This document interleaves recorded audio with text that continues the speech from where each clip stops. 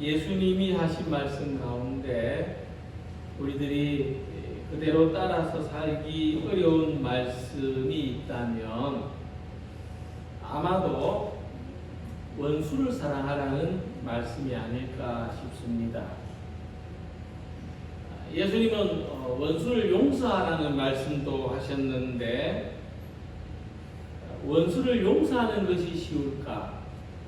원수를 사랑하는 것이 쉬울까를 생각해 보면 원수를 사랑하는 것보다는 원수를 용서하는 것이 그래도 좀 쉽지 않을까 싶습니다. 한번 큰 마음을 가지고 용서를 한 다음에 영원히 안 보고 살 수도 있으니까 말이죠. 그런데 원수를 사랑하려면 늘 마주 대하고 있어야 원수를 사랑할 수 있지 않겠습니까? 그래서 참 원수를 용서하는 것도 어려운 일이지만 원수를 사랑하는 것은 더 어려운 말이라는 거죠. 더 어려운 일입니다. 그런데 원수를 사랑하라는 말씀보다 더 어려운 말씀을 오늘 우리가 함께 읽었습니다. 그 말씀이 뭐냐면 기뻐하고 즐거워하라는 말씀입니다. 이 말씀이 왜 어려운 말씀이죠? 기뻐하면 되고 즐거워하면 되는데 이 말씀이 왜 원수를 사랑하는 말씀보다 더 어려운 말씀이라는 겁니까? 이 말씀이 왜 더 어려운 말씀인지 한번 알아보겠습니다. 우리 다 같이 한번 기뻐해 볼까요? 지금 한번 즐거워해 보겠습니다. 네, 기뻐하셔야 됩니다. 즐거워하셔야 돼요. 근데 웃을 수는 있습니다. 우리가 겉으로 웃을 수는 있는데 속으로 기뻐하고 즐거워할 수는 없어요. 잘 안 됩니다. 데살로니가전서 5장 16절에 사도 바울께서 항상 기뻐하라 이렇게 말씀했는데 정말 이 말씀대로 항상 기뻐할 수 있겠습니까? 이것은 내가 할 수 없는 일입니다. 하나님의 은혜가 필요한 일입니다. 특히 함께 읽은 말씀을 보면 모욕을 당하고 박해를 받고 말이 되지 않는 소리로 온갖 비난을 받을 때도 기뻐하고 즐거워하라 말씀을 했습니다. 우리가 평상시에 그냥 오늘이 어제와 똑같고 평안하고 아무 일 없을 때도 기뻐하고 즐거워하는 것이 어려운 일인데 박해를 받으면서도 말이 되지 않는 고통을 당하면서도 기뻐하고 즐거워한다는 것은 정말 불가능한 일입니다. 보통 사람들이 생각할 때 온전한 정신을 가지고서는 이 박해와 고통 속에서 기뻐하고 즐거워할 수 없는 겁니다. 그러나 예수님의 뜻은 박해를 당하고 고통을 받을 때 정신을 놓아버린 사람처럼 기뻐하고 즐거워하는 말씀이 아닙니다. 우리는 박해를 받거나 어떤 어려움을 당할지라도 온전한 정신 속에서 믿음으로 말미암아 이 모든 일을 감당할 수 있을 뿐만 아니라 오히려 이렇게 고난받는 것을 기뻐하고 즐거워할 수 있을 만큼 강하고 담대한 용기와 믿음을 가진 사람들이라는 말씀입니다. 바로 여기에 기뻐하고 즐거워하라고 말씀하신 주님의 깊은 뜻이 있는 겁니다. 어느 유명한 철학자는 말하기를 세상에서 가장 심하게 고통을 받는 동물이 웃음을 발명했다. 그렇게 말했습니다. 사람은 행복해서 웃는 것이 아니라 행복해지기 위해서 웃는다 하는 말입니다. 모든 동물들 가운데서 사람이 가장 환하게 웃을 수 있습니다. 이 배꼽 잡고 웃는다 하는데 이건 사람만 할 수 있습니다. 그것은 거꾸로 무엇을 이야기하느냐 하면은 사람이 다른 동물보다도 더 심각하게 고통을 느끼는 존재라는 겁니다. 우리가 받는 고통이 그만큼 심각하기 때문에 우리는 또 그만큼 웃을 수 있다는 겁니다. 창고가 없고 논밭이 없는 새들보다도 이 모든 것을 가진 사람이 더 염려를 많이 하고 걱정을 많이 한다는 겁니다. 그래서 사람들만이 불안하고 두려울 때조차도 웃을 수 있다는 것인데 그 속에는 현재의 고통을 해소하고 극복하려는 그 마음이 있고 또 웃음 속에 그 비결이 있기 때문입니다. 의사나 과학자들은 사람이 웃고 나면은 면역력을 높일 수 있다는 사실을 실제로 확인했습니다. 심지어 억지로 웃을 때도 이와 비슷한 효과를 가질 수 있다고 했습니다. 이래서 기뻐하고 즐거워하는 것이 우리에게 필요하고 소중한 일입니다. 자, 그렇다면 예수님께서는 이런 그 과학적이고 의학적인 효과를 염두에 두고서 무슨 웃음 치료사처럼 기뻐하고 즐거워하라고 말씀하셨을까요? 그것이 아니라면 예수님은 어떤 원리에서 우리들이 박해를 당하고 고통을 겪는 순간에도 기뻐하고 즐거워하라고 말씀하셨을까? 오늘 주신 말씀을 통해서 함께 은혜를 나누고자 합니다. 먼저 예수님은 의를 위하여 박해를 받는 자는 복이 있나니 하고 말씀했습니다. 이 말씀에 의하면 우리가 박해를 받으면서도 기뻐하고 즐거워할 수 있는 이유는 그것이 복된 일이기 때문입니다. 의를 위하여 박해를 받는 것이 복된 일이라는 말씀입니다. 그래서 성경은 우리 사람이 선택할 수 있는 두 가지 길이 있다고 가르칩니다. 예수님 말씀처럼 복된 길과 저주스러운 길. 또 다르게 표현해 보면은 생명이 있는 길과 죽음이 있는 길.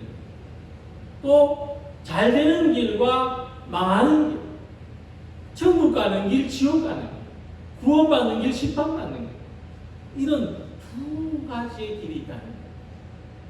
그런데 복이 있는 길, 생명이 있는 길, 잘 되는 길은 모두가 다 좁은 길입니다. 어렵고 힘든 길입니다. 그 길을 가려고 할 때 고통이 따르는 길입니다. 그래서 사람들은 이런 길을 찾으려고 하지도 않고 좋아하지도 않는다고 예수님 말씀하셨습니다. 하지만 결국 사람의 운명이 마주치게 되는 결과는 이 두 가지 중에 하나가 될 수밖에 없습니다.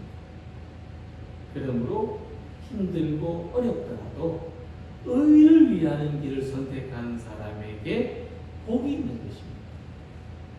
자, 그래서 예수님은 나로 말미암아 너희를 욕하고 박해하고 거짓으로 너희를 거슬러 모든 악한 말을 할 때에는 너희에게 복이 있나니 하고 말씀하셨습니다. 이 말씀에서 무엇이 의로운 길인지를 알 수가 있습니다. 나로 말미암아, 즉 예수님으로 말미암아 사는 것이 의로운 길입니다. 예수님으로 말미암는 삶이 의를 위하여 살아가는 삶이 되는 것입니다. 이렇게 예수님이 의의 길이 되신다는 것은 초대교회 성도들이 가졌던 놀라운 믿음의 확신이었습니다. 하지만 의를 위하여 박해를 받는 자는 이 말씀을 통해서 알 수 있는 것처럼 예수님으로 말미암는 삶은 쉽고 편안한 길이 아니었습니다. 예수님으로 말미암아 살아가려고 할 때 욕을 먹고 박해를 당하고 거짓 모함을 받고 악독한 말로 저주의 소리를 듣는 삶이었습니다. 실제로 주 90년 이후에 유대교는 회당에서 공식적인 예배를 드릴 때에 기독교인들을 저주하는 기도를 하도록 공식적으로 결의를 했습니다. 그것은 이 시대를 살고 있는 우리들에게 대단히 낯선 일이지만 지금도 이 종교적인 갈등이 존재하는 상황에서는 여전히 예수님으로 말미암는 박해와 고난을 각오해야만 하는 것입니다. 하지만 분명한 사실은 예수님으로 말미암아 박해와 고난을 받는 사람에게는 복이 있다는 말씀입니다. 그리고 이 말씀은 많은 해석과 적용이 가능한데 우리는 예수님 때문에 겪는 어떤 일도 복 있는 것으로 받아들이려는 자세가 필요하다는 것입니다. 꼭 옛날처럼 로마 시대 때처럼 박해와 핍박을 받아야 복이 있는 것이 아니라 우리가 예수님 때문에 이런 일을 겪는다면 복이 있다. 그래서 예전에 많이 불렀던 찬양 가운데 이런 노래가 있었습니다. 예수님 때문에 형제를 사랑합니다. 예수님 때문에 자매를 사랑합니다. 예수님 때문에. 복 있는 삶은 내가 좋으라고 하는 일이 아니라 예수님이 계시기 때문에 예수님이 좋으시라고 하는 일. 형제를 사랑하고 자매를 사랑하는 것이 나를 위해서는 그렇게 기쁘고 좋은 일이 아닐 수 있습니다. 내게는 힘들고 부담이 되는 일이 될 수가 있습니다. 그러나 예수님을 바라보고 예수님을 생각하고 예수님이 영광 받으시기를 소망하고 살아가면 결국 그 모든 것이 내게 복이 되는 거예요. 내가 예수님 때문에 하지만 내게 복이 되는 일인 것입니다. 초대교회 성도들은 예수님을 믿기 때문에 고난을 받았습니다. 그들은 즉시라도 나 예수님 안 믿겠소 하면 고난에서부터 면제가 됐습니다. 정상적인 삶을 살 수가 있었습니다. 하지만 그들이 고난 때문에 믿음을 포기했다면 예수님 때문에 하는 모든 일들이 불편하고 부담스러웠다면 기독교 신앙은 이미 흔적도 없이 사라져버리고 말았을 것입니다. 초대교회 성도들이 예수님 때문에 받는 고난을 복으로 여겼기 때문에 우리는 지금과 같은 영적인 혜택을 누리고 있는 것입니다. 그래서 우리들도 예수님으로 말미암아 형제를 사랑하고 이웃을 사랑하고 원수를 용서하고 원수를 사랑하고 모든 불편함과 부담 속에서도 믿음으로 살아가기를 기뻐하고 즐거워할 때 우리들이 복을 받을 뿐만 아니라 우리 뒤를 따라오는 사람들에게도 복이 되는 것을 믿습니다. 이와 같은 믿음으로 모든 일들을 감당해 나가시기 바랍니다. 예수님을 향해서 예수님으로 말미암아 예수님 때문에 선한 삶을 살아가는 복 있는 성도들이 다 되시기를 기원합니다. 우리나라에 들어와서 선교사로 헌신했던 많은 분들이 있는데 그 중에 셔우드 홀이라는 선교사의 가정이 있습니다. 언더우드 아펜젤러 이런 분들 이야기 많이 들어보셨을 텐데 오늘 제가 소개하려는 이 셔우드 홀이라는 분의 가정, 한국에서 3대가 살았어요. 부모님, 아내 외에는 3대가 다 한국에서 태어났습니다. 어느 날 그 아버지인 윌리엄 선교사에게 환자가 찾아왔는데 한 소녀 아이인데 어린 여자 아이인데 이 화상으로 손가락이 붙었습니다. 그래서 이 아버지 윌리엄이 의사 선교사이기 때문에 이 손가락을 달라붙은 손가락을 떼어내는 수술을 했습니다. 그런데 이 화상 수술할 때 제일 필요한 게 뭐냐면 피부입니다. 피부가 모자랐어요. 이 시간 피부가 없었습니다. 그래서 이 의사가 자기 피부를 떼어서 이 소녀한테 이식해줬어요. 사람들이 이것을 보고 윌리엄 선교사를 가리켜서 뭐라고 했느냐 하면 자기 껍질을 벗겨서 환자를 치료해 준 분이다. 이렇게 칭찬을 했어요. 그리고 이 사실을 목격하고 들은 사람들이 많이 주님을 믿게 됐습니다. 그런 거의 성자와 같은 그런 의사였고 선교사였는데 지금의 이대 부속병원 또 고려대 의대 이것은 셔우드 홀의 어머니가 세운 병원이에요. 어머니가 의사예요. 그리고 이 셔우드 홀은 우리나라 최초로 혈액 환자를 위한 크리스마스 시를 발행한 사람이에요. 근데 이 셔우드 홀은 나중에 일본 총독부로부터 쫓겨납니다. 조선인들을 위한다는 이유로 추방당해요. 그런데 1991년에 이 98세의 나이로 사명을 다했는데 이분의 유언이 뭐냐면 나를 한국 땅에 묻어달라. 조선 땅에 묻어달라. 내 아버지 어머니가 사랑하고 목숨을 바쳤던 그 땅. 내 아들이 전염병으로 죽은 그 땅. 그곳에 나를 묻어달라. 이것이 유언이었어요. 그래서 지금 이 3대가 양화진 선교사 묘역에 묻혀 있습니다. 예수님으로 말미암아 의를 위하여 살아가는 사람들에게는 천국이 있습니다. 천국이 있기 때문에 그렇게 살아갈 수가 있는 겁니다. 천국이 그들의 것입니다. 근데 저는요, 이 셔우드 홀 선교사 가족이 소유했던 천국은 어디냐? 그들이 살아냈던 조선 땅이었다고 생각합니다. 우리가 살고 있는 이 땅이 그들의 천국이었어요. 그들은 예수님께서 이 땅을 사랑하신다는 복음을 전하기 위하여 이 생소하고 낯선 땅, 척박한 땅에 선교사로 왔습니다.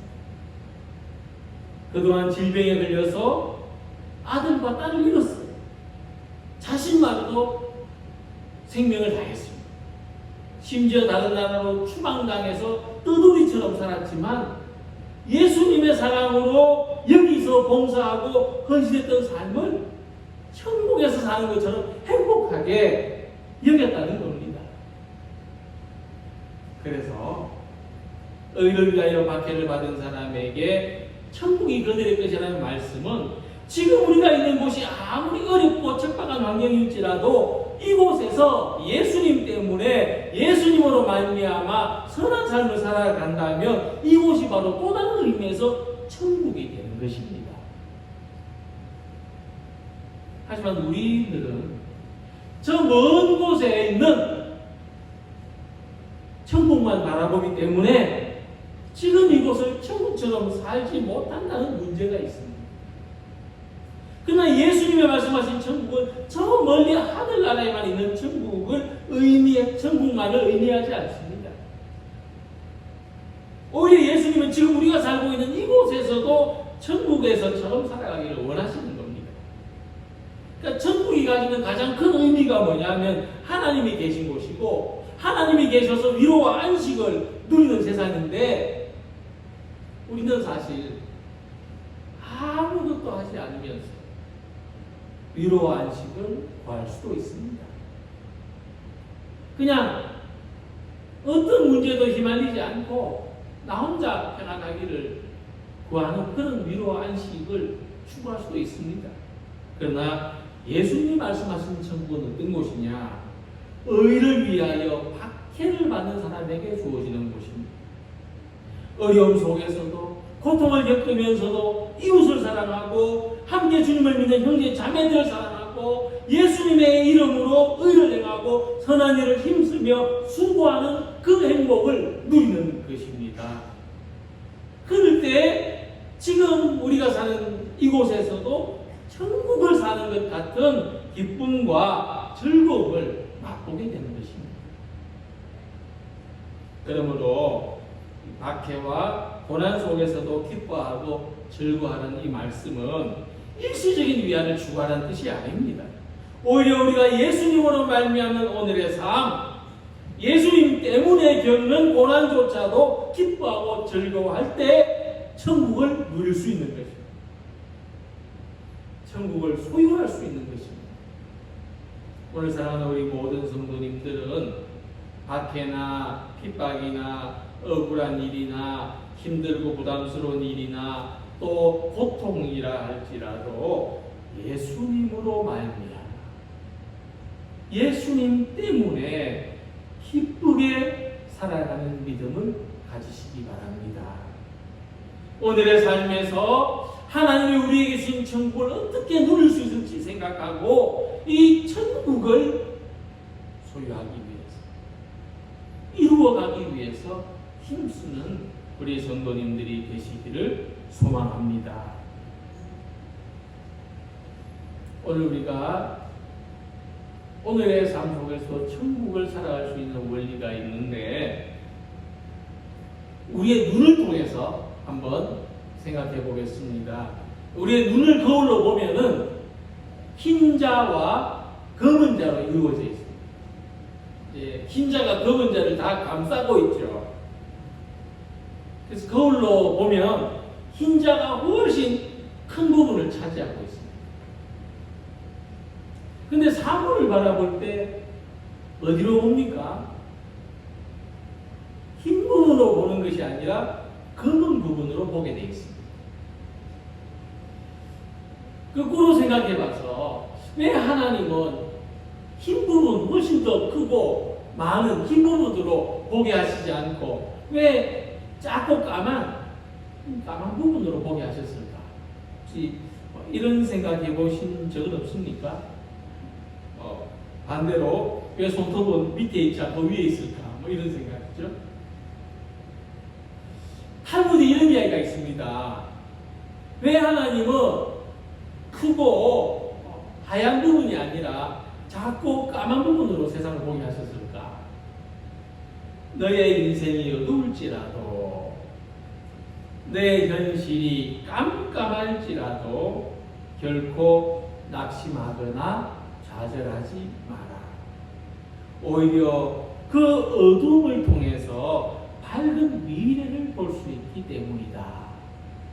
우리 검은 눈동자로 세상을 보게 하시는 것이 그런 이유라는 겁니다. 아주 기막힌 해석이죠. 어둠을 통해서 밝은 미래를 바라보게 하신 것이 검은 눈동자로 세상을 바라보게 하신 하나님의 뜻이다. 박해와 고난은 어둠입니다. 어렵고 힘든 현실도 어둠입니다. 그러나 하나님이 약속하신 미래는 어둠이 아니라 밝음입니다. 밝은 세상입니다. 그래서 오늘 어둠 속에서도 밝은 미래, 밝은 세상, 밝은 하나님의 약속을 바라볼 수 있는 그것이 내게 상급이라고 바라볼 수 있는 우리 모두가 되시면 좋겠습니다. 예수님은 오늘 박해와 고난 속에 있는 어두움 속에 있는 성도들을 향해서 기뻐하고 즐거워하더라. 하늘에서 너희 상이 큼이라고 말씀하십니다. 우리가 겪는 고통에는 의미가 있다는 말씀입니다. 중요한 것은 고통이 크고 작은 게 아니라 무엇을 위해서, 누구를 위한 고통으로 받아들이느냐, 내가 이 고통의 의미를 어떻게 생각하느냐, 그게 달려있다는 겁니다. 하나님의 선하신 섭리를 믿기 때문에 의미 없는 고난은 없다는 것이 우리 고백입니다. 우리가 어떤 일을 누구든지 여기에서 의미를 찾습니다. 왜냐하면 우리에게는 이 고통을 견디고 이길 수 있는 힘이 필요하기 때문입니다. 그래서 의미를 찾는 것입니다. 그래서 하나님이 우리에게 의미를 주시는 것입니다. 베드로전서 4장 13절에 말씀합니다. 오히려 너희가 그리스도의 고난에 참여하는 것으로 즐거워하라. 이는 그의 영광을 나타내실 때에 너희로 즐거워하고 기뻐하게 하려 함이라. 우리가 어떤 고통 속에서도 예수님을 바라볼 수 있고 하나님을 향해서 기도할 수 있다는 사실은 우리가 고통 속에서도 주님을 향하여 충성된 마음을 가지고 고통 속에서도 주님을 향한 믿음을 가지고 있다는 이 사실을 말해주고 있는 것입니다. 그래서 우리가 고통 속에 있을지라도 주님을 바라보는 것은, 하나님을 향해서 기도하는 것은 우리가 믿음을 가지고 있다는 그 사실을 우리 스스로 확신할 수 있고, 또 이로 말미암아 힘과 용기를 얻을 수 있는 길이 되는 것입니다. 이 바닷가에 가면은 바위에 붙어 있는 삿갓 조개라고 합니다. 그걸 발견할 수가 있는데, 저렇게 좀 떨어져 있는 것 같지만 손으로 떼어내려고 하면 더 강한 힘으로 바위에 달라붙습니다. 아무리 작은 것도 우리 손으로 떼어낼 수가 없습니다. 이 삿갓 조개는요, 우리 손보다 힘이 세요. 붙어있는 힘이. 우리가 떼어내는 힘보다 세요. 왜 그러냐면 강한 파도를 견뎌내기 위해서. 강한 파도를 견뎌내려고 하다 보니까 힘이 세신 거예요. 그래서 힘껏 붙어있는 겁니다.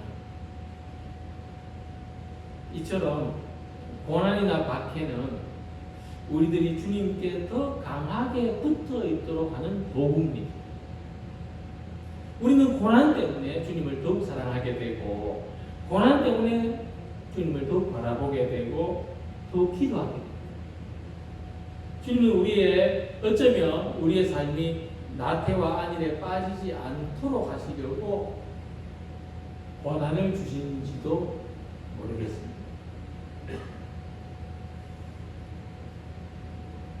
의미를 찾는다면 세상의 모진 풍파가 그럼에도 불구하고 우리를 하나님의 사랑에서 떼놓을 수 없다는 것이 하나님의 은혜요, 우리의 상급이 되는 줄로 믿습니다. 오늘 우리 앞에 있는 모든 고난 속에서도 기뻐하고 즐거워하라는 주님의 말씀을 기억하시기 바랍니다. 어두운 고난 끝에 우리를 기다리고 있을 밝은 희망을 생각하면서 고난을 견디는 힘을 얻으시기 바랍니다. 주님은 하늘에서 너희의 상이 큼이라 말씀하셨습니다. 구약의 선지자들, 초대교회 성도들, 이 시대에도 주님을 믿는 많은 사람들이 이 좁고 힘든 길을 걸어갑니다. 그들은 고난 속에서도 예수님을 바라보고 예수님 때문에 땅 위에 있는 천국을 경험했기 때문입니다. 오늘도 고난 속에서도 의를 위하여 살아가는 이 기쁨을 누리고 즐거워하는 복 있는 성도들이 다 되시기를 주님의 이름으로 기원합니다. 기도드리겠습니다.